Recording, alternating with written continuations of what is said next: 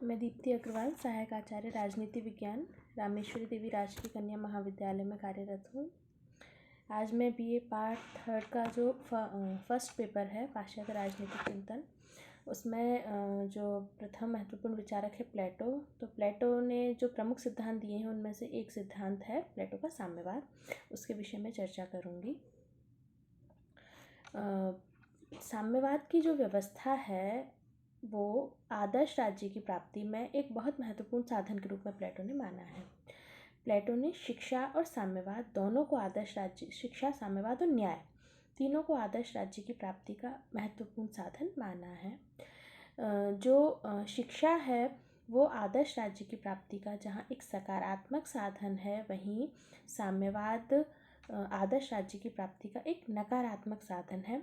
नकारात्मक साधन इस रूप में कि शिक्षा व्यक्ति में कर्तव्य भावना पर बल देकर व्यक्ति को एक सद नागरिक बनाती है, जिससे वो एक आदर्श नागरिक बनकर आदर्श राज्य की प्राप्ति को संभव बनाता है। और जो साम्यवाद है वो कुछ बुराइयों को रोकता है संरक्षक वर्ग में। संरक्षक वर्ग का मतलब यहाँ है जो शासक वर्ग है और जो सैनिक वर्ग है। अगर हम सरल शब्दों में कहें तो अपने साम्यवाद की व्यवस्था के माध्यम से प्लेटो संरक्षक वर्ग को कंचन और कामिनी दोनों के मोह से मुक्त रखना चाहता है। प्लेटो का जो साम्यवाद का सिद्धांत है तो उसने दो तरह के साम्यवाद की चर्चा की है। प्लेटो ने विस्तार से बताया है उनके बारे में। एक जो साम्यवाद है वो है संपत्ति का साम्यवाद, और दूसरा साम्यवाद का जो रूप है वो है परिवार का साम्यवाद। हम एक एक करके इनकी बात करेंगे। अच्छा, अगर हम ये देखें कि जो साम्यवाद की व्यवस्था है जो प्लेटो ने दी, दोनों ही तरह के साम्यवाद की व्यवस्था, क्या वो सबसे पहले प्लेटो ने ही दी या इतिहास में से कहीं से या अपने पूर्व में से किसी से प्लेटो ने ये चीज़ ग्रहण की?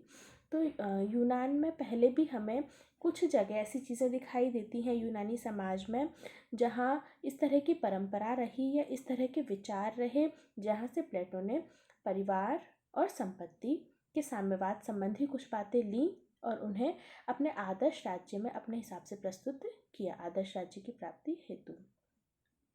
अब हम सबसे पहले बात करते हैं प्लेटो का जो साम्यवाद है उसने जो साम्यवाद अपना दिया, संपत्ति का साम्यवाद जो दिया या परिवार का जो साम्यवाद दिया, वो उसने क्यों दिया, वो क्या चाहता था इसके माध्यम से? तो जैसा मैंने अभी बताया, वो संरक्षक वर्ग यानी कि आदर्श राजा या शासक वर्ग कह सकते हैं, और जो सैनिक वर्ग हैं, दोनों को ही भ्रष्ट होने से, स्वार्थी होने से रोकना चाहता था। और ये चाहता था कि वो दोनों अपना पूरा का पूरा ध्यान अपने राज्य और समाज के उत्थान पर लगाएं, इसलिए उसने अपने साम्यवाद की व्यवस्था दी। सबसे पहले हम बात करेंगे संपत्ति के साम्यवाद की। तो संपत्ति के साम्यवाद का क्या मतलब है? अच्छा, प्लेटो ने समाज में 3 वर्ग माने हैं, दार्शनिक, शासक वर्ग, दूसरा है सैनिक वर्ग और उत्पादक वर्ग। उसकी जो ये साम्यवाद, दोनों ही तरह का साम्यवाद है, ये ऊपर के 2 वर्गों पर लागू होता है, ये उत्पादक वर्ग पर लागू नहीं होता। अब संपत्ति के साम्यवाद में प्लेटो ने ये माना कि जो शासक वर्ग है और जो सैनिक वर्ग है उसके पास निजी संपत्ति नाम की कोई चीज़ नहीं होनी चाहिए। वो सार्वजनिक भोजनालयों में भोजन करेंगे और सामान्य सा जीवन यापन करेंगे। निजी संपत्ति, उन पर धन, भूमि, गहने, मतलब कोई भी किसी प्रकार की उनके पास निजी संपत्ति नहीं होगी। सार्वजनिक आवासों में रहेंगे और सार्वजनिक भोजनालयों में भोजन करेंगे। उसका उद्देश्य ये था कि अगर राजनीतिक शक्ति के साथ आर्थिक शक्ति मिल जाती है तो वो बहुत ही खतरनाक हो जाती है, और ऐसा व्यक्ति फिर अपने आप पर, अपने परिवार पर ज़्यादा ध्यान देता है, फिर वो समाज और राज्य के विकास पर ध्यान नहीं देता। तो प्लेटो इस चीज़ को पहले से जानता था कि अगर राज्य का विकास करना है, समाज का विकास करना है, तो शासक वर्ग जिसे राजनीतिक शक्ति प्राप्त है उसे आर्थिक शक्ति प्राप्त करने से रोकना होगा।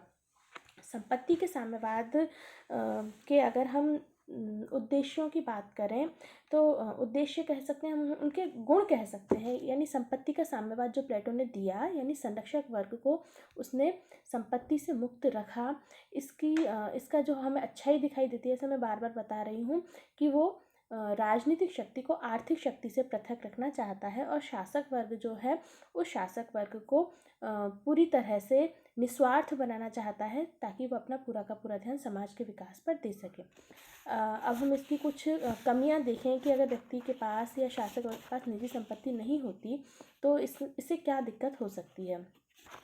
व्यक्ति की कुछ नैसर्गिक आवश्यकताएं होती हैं, या हम कहें कि उसमें त्याग, परोपकार, दान, कुछ इस तरह की भावनाएं होती हैं जो निजी संपत्ति होने पर ही व्यक्ति अपने उन सद्गुणों की पूर्ति कर सकता है। दूसरा, इसकी आलोचना ये हो सकती है कि इससे राज्य की एकता को खतरा है, क्योंकि उसने राज्य को दो भागों में विभाजित कर दिया। राज्य का एक रूप है उत्पादक वर्ग, जिसके पास निजी संपत्ति भी है और परिवार भी है, और दूसरा हो गया शासक और सैनिक वर्ग, जिसके पास निजी संपत्ति और परिवार नहीं है। तो ऐसे में राज्य दो भागों में बंट गया, तो इससे कहीं ना कहीं राज्य की एकता को खतरा उत्पन्न हो जाता है। तो ये कुछ चीज़ें हैं जिससे हम कह सकते हैं कि निजी संपत्ति व्यक्ति के पास होनी चाहिए, जबकि प्लेटो ने पूरी तरह से शासक वर्ग को संपत्ति से मुक्त रखा। दूसरा ये भी होता है कि जो भी व्यक्ति राजनीति में आना चाहता है या शासक बनना चाहता है, उसे ये लगता है कि मेरा एक स्टेटस होगा या मेरी एक स्थिति होगी जिसे मैं मेंटेन करूँगा, तो कुछ वो चीज़ें प्रेरित करती हैं उसे राजनीति में आने के लिए। अब प्लेटो ने जितनी लंबी शिक्षा व्यवस्था बताई है और उसके बाद शासक वर्ग को पूरी तरह से संपत्ति, मतलब बिल्कुल ही कुछ भी नहीं, इस तरह का वो बताता है, तो इससे उसकी जो व्यवस्था उसने दी है उसमें बहुत ही संकट उत्पन्न हो सकता है। तो ये है प्लेटो का साम्यवाद का वो रूप जिसमें वो संपत्ति के साम्यवाद की बात करता है। बहुत बहुत धन्यवाद।